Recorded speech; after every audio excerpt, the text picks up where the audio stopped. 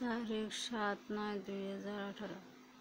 জোর করে বিবাহবিচ্ছেদের শিকার নারীর পাশে।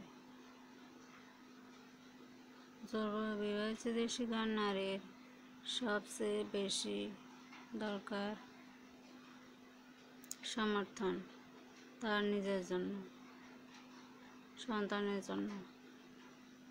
জোর করে বিবাহবিচ্ছেদের শিকার নারীর পাশে আবেগীয় সহায়তা নিয়ে তার কাছের মানুষ, পরিবার, সমাজ ও রাষ্ট্রকে পাশে দাঁড়াতে হবে। একই সঙ্গে আর্থিক নিরাপত্তাও দিতে হবে।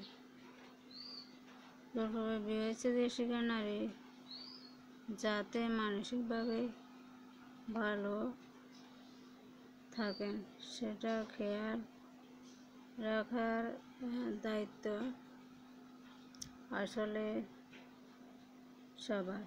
এই বিশ্বের মধ্যে যতগুলো দেশ অবস্থিত, সব দেশে জোর করে বিবাহবিচ্ছেদের শিকার নারী রয়েছে।